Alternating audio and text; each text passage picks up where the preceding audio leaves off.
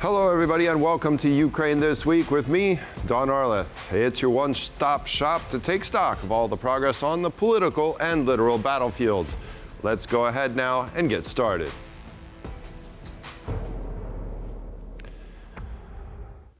The war between Russia and Ukraine has taken a global dimension. A convoy of Russian mercenaries was ambushed in Mali last Sunday. Ukrainian military intelligence has since claimed a role in the attack. Mali's northern Tuareg rebels say that they killed 84 Russian Wagner mercenaries and 47 Malian soldiers. That comes on top of another 50 Wagner troops that a local Al-Qaeda affiliate claims to have killed in the same region. The two groups formed an ad hoc coalition and together carried out the attack, which caused Russia's single worst known loss in Africa.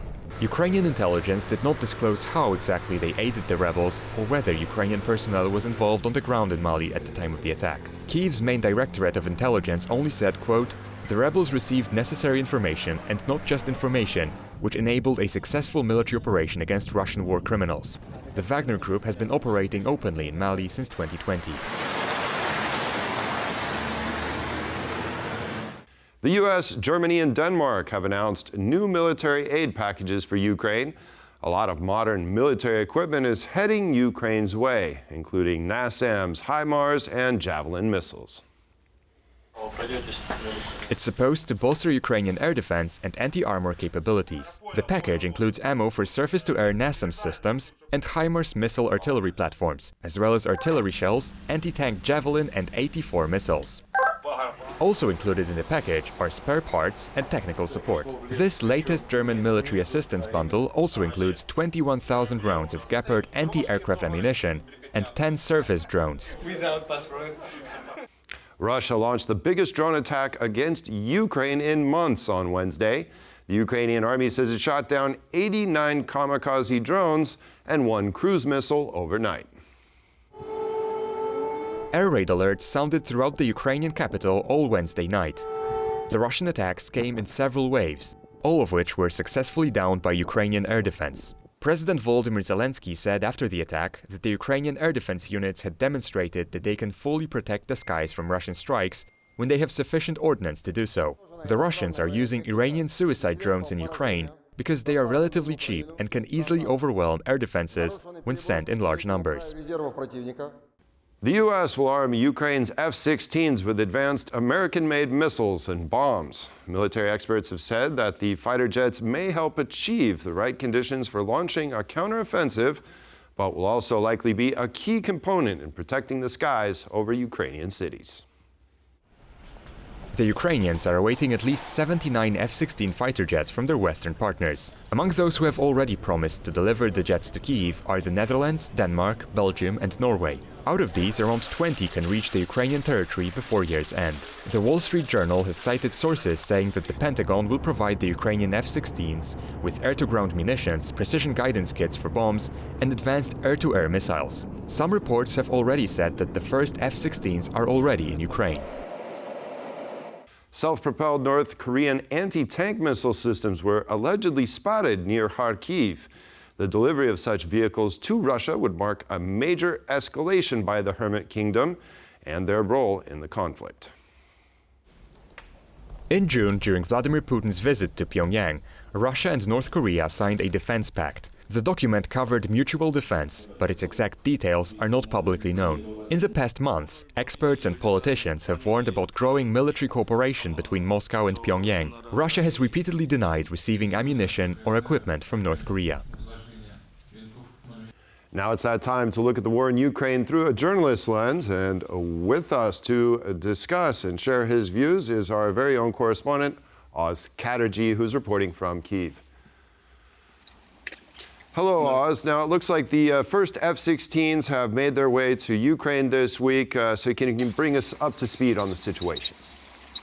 Well, yeah, lots of rumors swirling around about this. A photo published in one of the local Ukrainian magazines with some blurry background, not being able to quite see where it is.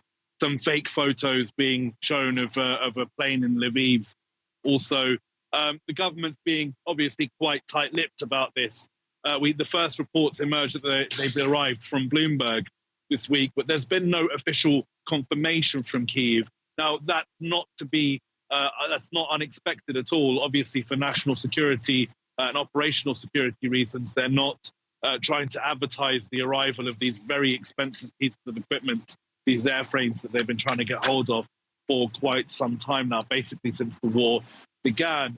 So yeah, Kyiv is being tight-lipped about it, but as we understand it, the F-16s, a few, have arrived now. Now, it's important to note that Ukrainian pilots have been training to use these for many, many months now. So this is the culmination of many, many months of diplomacy, training, negotiations between Ukraine and its partners to finally bring these airframes into the country. Seems like those pilots, though, that's quite a bottleneck for the F-16 system, and that will probably limit them in number. Can you explain if there any progress on that, or again, is it pretty tight-lipped situation? I mean, as far as the Ukrainian Air Force have let on, the training has gone pretty well. They've spoken about that many times over the course of the last year or so. I think they're limited by pilots, but they're also limited by the number of F-16s. They're only receiving quite a handful of them at the moment, with more expected to arrive over the course of the next year or so. However, they're limited in number and how much they're being sent. And also, look, the important thing to know is these things take a lot of equipment and stuff to maintain, which is the other problem. There's a logistical chain needed to keep these F-16s running, which presumably has been in discussion and negotiation between Ukraine and its partners for some time. So this is not just a case of just bringing these planes across the border and sticking the pilots in them. This is a process that goes from factory to airfield that has to be, sorted out months in advance. So the fact that they've arrived is a sign that Ukraine is on top of these things, and that process has begun in earnest. When we'll see them in combat sorties is another question, and one that remains to be answered. Right. Well, we'll be following this development closely. Oz Kateryna, our correspondent in Kyiv, thank you very much.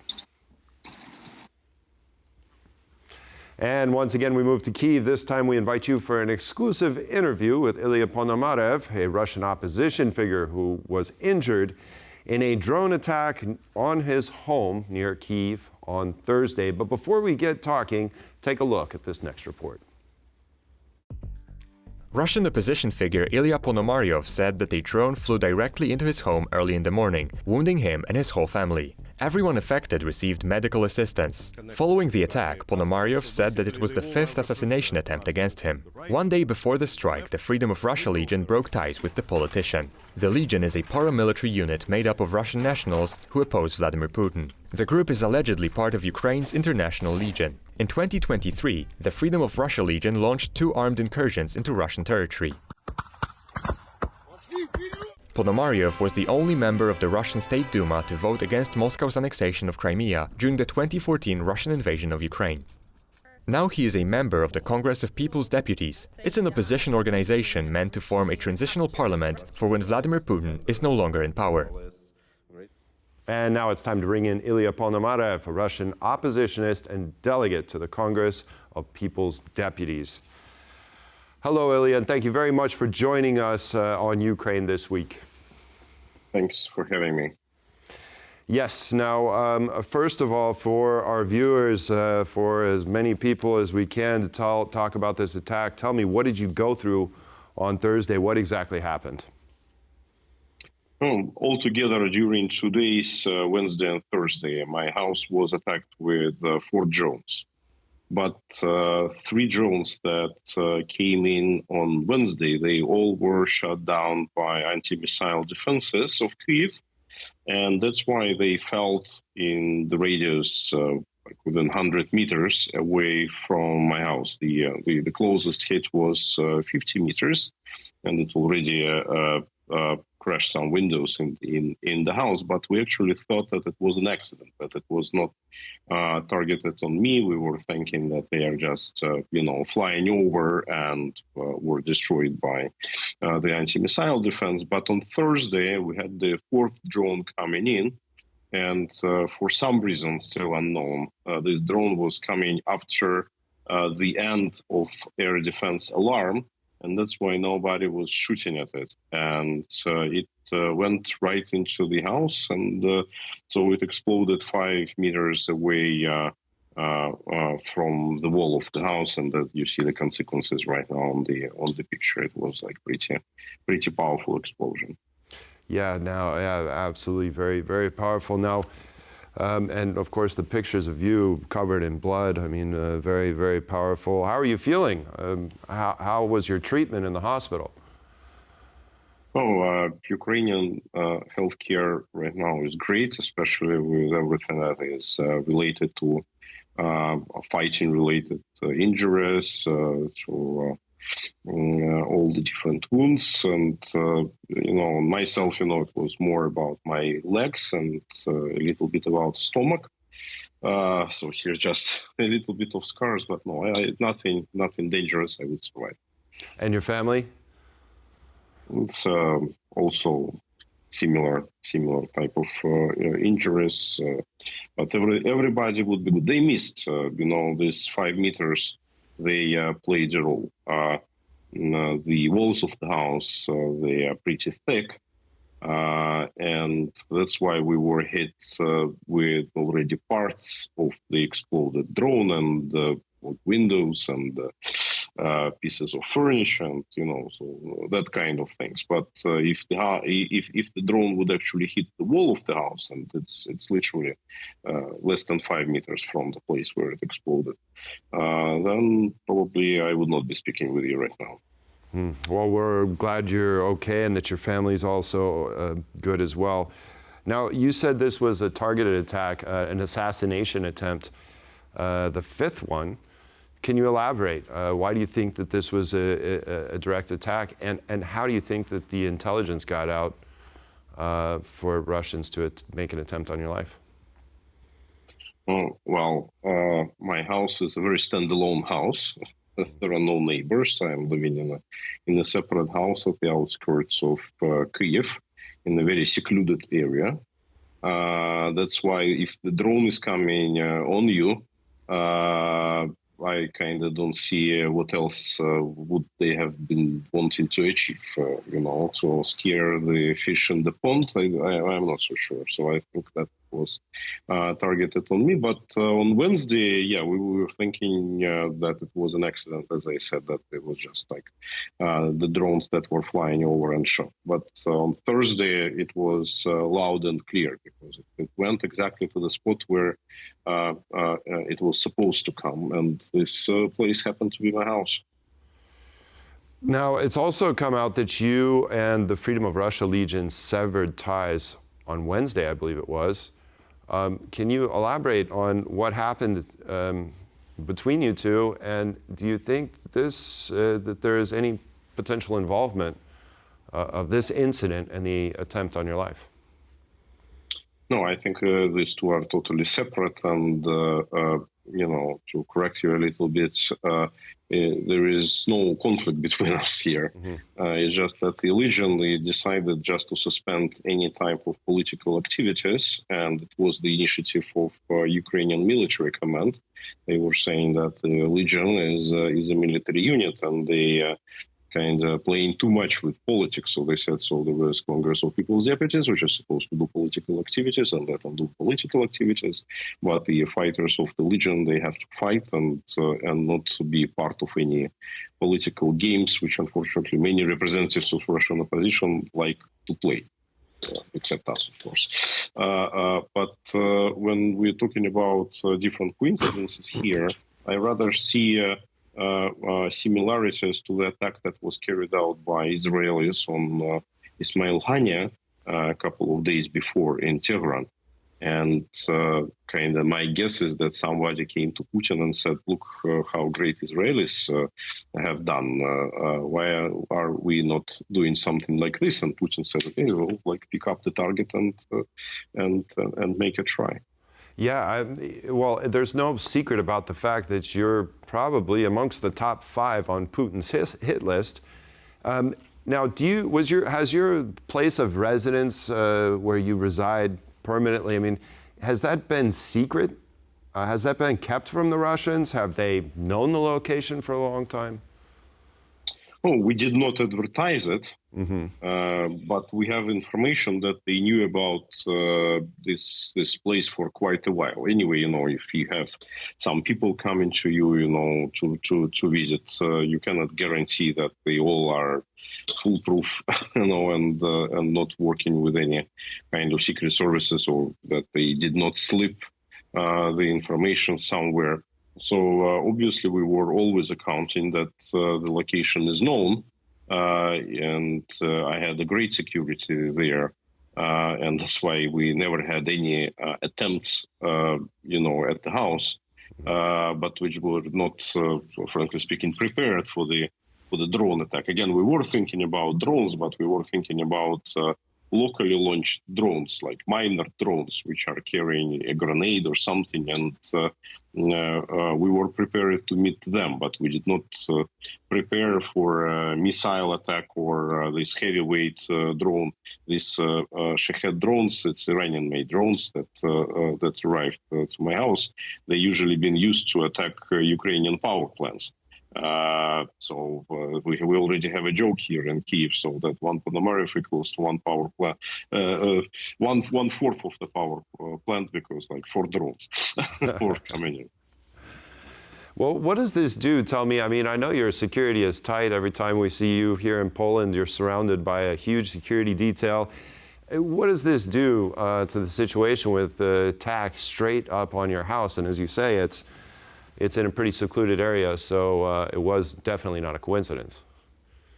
No, yeah, it was definitely not a coincidence. And before that, as you have mentioned, there were already several attempts. One of them, which happened quite a long time ago in 2016, when I just arrived to Ukraine, to me was a non-systemic attack. I think it was rather an initiative of one of people who wanted to return to favor in Russia. He was a professional killer, but I think that he was actually acting on his own. And that's why it was easy to escape. But there were then 3 others which were quite more serious, and they happened after February 2022 already, during a full-scale invasion. But in Ukraine right now, security in general is tight. That's why they failed all the time. Moving forward with your political activities, does this change anything for you? No, it does not. We have this proverb that thanks God that you decided to take money. So yes, it would be an additional expense. The house needs to be fixed, even that I would not be spending my time there. I will be changing different residences, but I will definitely continue to do what I am doing and intensify what I am doing. They are giving me an additional incentive to put even a bit more bitter fight against them. I'm going to give you one more question, because I see these rumors circulating. Maybe you can fill in some of the gaps. There are rumors circulating online that the Freedom of Russia Legion should attack and remove Russian troops in Transnistria. Is this just one of those wild rumors floating around on the internet, or is there actually discussions about this? Look, I would never disclose this kind of information, right? Because it would put people in danger. I would comment only from the political point of view that there was such an idea a long time ago, back in 2022. But then this idea was abandoned because obviously it was an offer that was made to Moldovan government leadership, and they said that they think it's unnecessary, and that's why the idea was dropped at that time. Being that drones can fly in on your location there in Ukraine, when you're here in Poland, that's highly unlikely. Would you ever think about relocating and continuing your political activities and your opposition to the current Russian government here from Poland? Well, I think that I personally am way more useful in Ukraine in general, and that's where the fight happens. And we do respect Poland a lot as our key ally. But at the end of the day, your government is not keen to be involved in any kind of operations inside Russian territory at all. And the main parts of the struggle still is the struggle at the front and the struggle at the home front. All these urban resistance movement, which is developing in Russia, and it cannot develop without any coordination with authorities of the countries, of the allied countries. In Poland, we think that we have our political headquarters, and our Congress of People's Deputies is headquartered in Poland for many reasons, and we feel a lot of support from Poland coming into our direction. But we still are waiting for establishing any kind of formal ties with for Polish Parliament. We hope that it would happen soon, but we still think that it's better to keep political things separate and military things separate. Well, Ilya Ponomarev, I'm glad you're okay. Thank you very much for joining us this week. And when you're back here in Warsaw, come in and say hello. Thanks for joining us. Thank you so much. It will be my pleasure. Thank you. And now I invite you for another conversation that I had earlier this week with Kateryna Stepanenko, the Russia deputy team lead and analyst at the Institute for the Study of War.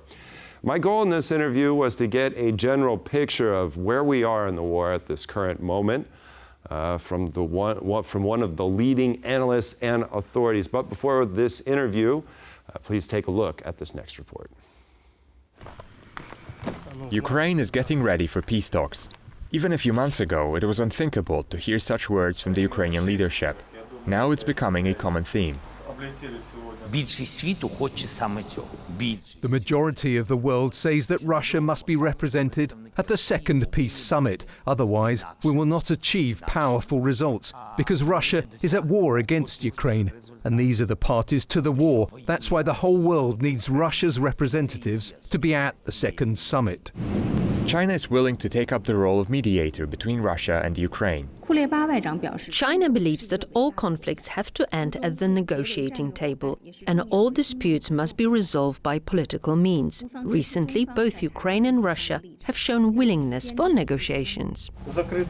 Zelensky wants China to make Russia end the war. The Ukrainian president believes that if Beijing puts enough pressure on the Kremlin, Russia can withdraw its troops from the Ukrainian territory.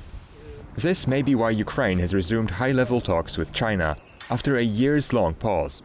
It was extremely important for us to hear the Chinese side's direct and unequivocal support for Ukraine's sovereignty and territorial integrity. This topic was raised several times during the negotiations, and each time the Chinese side had a clear position. The Ukrainians have failed to mount a successful counteroffensive. Their hope is Western aid, including ammunition, heavy equipment, and most recently F-16 fighter jets. Despite this, the current situation on the front line doesn't look good for Kyiv. We remain concerned about any advance on the part of Russia, but I applaud what the Ukrainians continue to do to make sure that they can hold their own. I think you'll continue to see some give and take back and forth between the Russians and the Ukrainians. Who sits in the White House can seriously impact the war and the potential peace talks. Regardless of whether it's going to be a Democrat or a Republican, Ukrainians are trying to improve their situation both on the battlefield and at the negotiating table, with the best hope that the world will not give up on the consensual territorial integrity of Ukraine. God bless you all. And now I'd like to welcome to the program Kateryna Stepanenko, Russia Research Deputy Team Lead at the Institute for the Study of War. Thank you very much for joining me on Ukraine this week. Thank you so much for having me. Yes, now I want to pick your brain on a variety of topics because of the point that we're at in the war, and of course we have various political factors that could influence the outcome or where we're headed, at least comes towards the end of the year. Now, looking at what Russia achieved or didn't achieve in its offensive on Kharkiv, I'd like to get a little bit of more insight to whether it was worth it for Russians to attack Vovchansk and the border areas there in Kharkiv, based on the expenditure of personnel, equipment, and money, manpower there in that region. Was it worth it so far from what we see based on the results? Yeah, thank you for a wonderful question.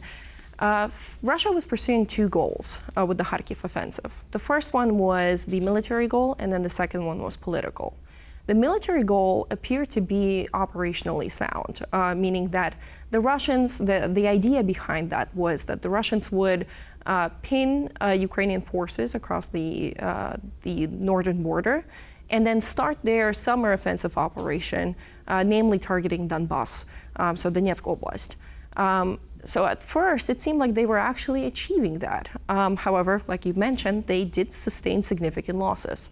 The second objective, the political objective, was Putin was facing a lot of criticism all of 2023 and then some in 2024, where he was told that essentially he was not creating a sanctuary zone. He was not defending regions such as Belgorod Oblast or Kursk Oblast against pro-Ukrainian insurgents or drone attacks or shelling. And so he had this idea to create essentially a zone that would push Ukrainian artillery range 25 kilometers away from the border. So for both the military and political objectives, Russia was unable to accomplish that to the extent they envisioned. For Kharkiv, the military objective, the Russians unfortunately had to make a decision, which unfortunately for them, they had to make a decision to rush the offensive operation because they anticipated that the US aid would come in a lot later, and the decision to provide Ukraine with US aid would come in a lot later than mid-May. So they had to rush that offensive. And so it became relatively disjointed from the main summer offensive that they wanted to pursue and are seemingly pursuing right now. In terms of political objectives, they were not able to create a sanctuary zone. They were not able to trigger a mass exodus from Kharkiv city that they envisioned. And they were unable to destabilize Ukrainian government by essentially claiming that Ukrainian government was not prioritizing the defense of Kharkiv Oblast. So all in all, I don't think that the losses that they sustained were necessarily something that they needed to pursue. And it doesn't look that the Russians were able to use the operational advantage and use the operational planning to create advantages on the front line. Well, they've subsequently been pushed back a little bit. There is somewhat of a gray zone in both of those areas along the border. But looking at a tactical advantage, if they gained one, by Ukraine having to shift its forces up north to defend that area, we have several other hotspots along the front line, and those being namely Chasiv Yar and what's going on near Pokrovsk. Based on that Russian action, where would you say that they've gained the biggest tactical gains there along the front lines? What areas of particular concern right now? So originally, we actually were really concerned about Russian advances towards Chasiv Yar. If you look on the map, Chasiv Yar is the beginning of the strongholds that Ukrainians have in Slavyansk, Drushkivka, Konstantinivka. It's a very important settlement for Russian forces that could lead to actually operational breakthroughs on the battlefield. However, it seems like the Russians had pursued Pokrovsk direction instead and have achieved the most tactical advances in Pokrovsk direction. Right now, it seems like the Russian tactic is throw forces wherever it sticks and see if they can find a weak spot in Ukrainian defenses. So over this week, Ukrainian forces repelled a lot of attacks that were of platoon, company, and battalion size, namely around the other Konstantinivka, which is located southwest of Donetsk city. But before the advances were focused on Pokrovsk. So right now, it seems like what we're seeing on the battlefield is the summer offensive that we were promised. It is clearly not achieving rapid breakthroughs as the Russians had anticipated it to make. And it's largely because of the Western aid provision that is finally trickling into Ukraine, that Ukrainians are able to stabilize the front lines to a certain extent. So, the worst case scenario of the Russian breakthrough in Chasiv Yar is increasingly seeming to be unlikely, and it seems to be unlikely that the Russians, at least for the summer period, like they've anticipated, are going to make significant breakthroughs at this point. Concerning that road that connects Konstantinivka with Pokrovsk, they're very, very close to that road. If they did, in fact, cut off that road, what would that do for the city of Pokrovsk? What would that do for the front line and the provision of supplies to Ukrainian troops along the front? It is a significant highway. However, Ukrainians have proven to us time and time again that they are able to secure logistical routes on smaller kind of back-end roads, and that they were able to operate, their vehicles even if they didn't have road conditions. The biggest example of that was Bakhmut. Ukrainians were able to supply Bakhmut despite the fact that the Russians were able to interdict significant highways from different directions. So in that sense, I don't think that I don't think that there is a way that Ukrainians are not going to think about the logistical side of things. And as we have seen Ukrainians do time and time again, Ukrainians do know when to withdraw from positions when they think that their ground lines of communications are threatened. A lot is said about where Russia is in this war. Of course, we've seen massive loss of personnel, equipment. They're obviously expending a lot of ammunition. They're producing a lot of ammunition. They're spending a lot of money on this war. At what point do you believe that this becomes unsustainable? I think that in the 2 to 3 year period, we might see Russia not be able to catch up with the needs of this war effort. Right now, what Russia thinks that it's going to achieve is its own version of victory, which is essentially they're going to trick the West into accepting its maximalist extreme goals of essentially Ukrainian capitulation without needing to fight and making significant breakthroughs on the battlefield. So they're throwing everything that they have, all of their mechanized vehicles that they have from Soviet stocks. They're throwing all of their manpower and offering them millions of rubles at this point. The idea is that right now they're trying to create this information operation to convince us that Ukraine can't win this war, and most importantly, that the West cannot support Ukraine for a long time period. So right now, everything is centered around that objective. It's very short-sighted. This will have, of course, long-term effects on both the Russian economy in composition with sanctions, but also will have long-term consequences on the Russian stocks. So satellite imagery recently revealed that Russia has around Russia might run low on mechanized equipment from Soviet Union in 2 to 3 years. So that is a significant factor. And the Russian defense industrial base is not in a state that it would be able to catch up to the need of essentially expending the Russian equipment to the same extent that they are doing on the front lines right now. Another component of this, of course, is the long-term promises that the Russian government is making to recruits. Large quantities of these troops on the battlefield were financially incentivized. So if you decrease the amount of financial incentives, Russian recruiting system can also sustain significant problems.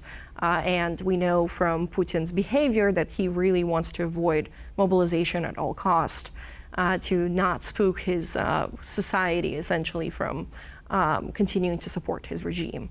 So all in all, I think that this is a very important time where the West needs to come to an understanding, a principled position that we're going to continue to support Ukraine. And we must realize that there is an opportunity to weaken Russia, not just for the benefit of Ukraine, but also for NATO. But it will require significant time and commitment. And to add to that, I would say that we really need to empower Ukraine to first strike within the Russian sanctuary zone. So that would be regions of Belgorod, Kursk, Bryansk Oblast, for example, but it also requires our support for smaller scale Ukrainian counteroffensives in the next 2 to 3 years, as well as continued and consistent provision of military equipment en masse and also in the timely manner. Ukraine is gearing up for peace talks one way or the other, whether it be Democrats or Republicans in the White House. The second counteroffensive that we saw last summer, it failed. The only hope presently is that the ammunition supplies that they've been giving out of this recent aid package, plus the F-16s, what is the best case scenario for Ukraine to approach such negotiations? What will it have to achieve on the battlefield between now and then to be in a position of strength to at least have the best possible ways of conducting negotiations? I think it's really important to understand that the messaging that we're hearing from Kyiv right now is actually aimed at making sure that the international community realizes what Ukraine's demands are in a hypothetical peace agreement. They don't actually indicate that peace agreements are going to happen, and I don't actually think that neither of the sides is ready or actually has the grounds for peace negotiations. But it is extremely important for Ukraine to vocalize what their vision of this war ending is at this point, because the Russians are investing a lot of their time and effort in making sure that their demands are being heard. You probably can see a lot of Western media picking up on every minute, change in discussion that Putin is making, but essentially, if you look at Putin's statements or the Kremlin statements, the demands have never changed. They're the same demands. They are just essentially rephrasing their maximalist goals of really capitulating, destroying Ukraine as a state. So right now, what Ukraine is doing, it's advocating for itself and making sure that we as the West adopt a principled position. For Ukraine, it is going to be extremely important, like I've mentioned, to conduct several counteroffensive operations. This war cannot be solved in just one counteroffensive, like we saw last year. It's going to require a lot of operational planning. It's also going to require some training on the ground. So Western instructors, for example, supporting Ukrainian training capabilities. It's going to require a lot of military equipment. And most importantly, it requires a unified idea here in the West of what Ukrainian victory is actually. Because there's not much of a conversation about how it needs to end. And so I think that's how we should think about the peace talks and the recent discussions. Which is essentially a political decision, right? So the politicians need to decide on what the strategic objective and outcome they want to have. Absolutely. Here in this war. Interesting. Well, Katarina Stepanenko, thank you very much for joining me today on Ukraine This Week. We appreciate your thoughts on all these matters. Thank you so much. And that's all in this edition of Ukraine This Week. Join us next week for another summary of all the latest events from the war in Ukraine. Thanks for watching, and see you then.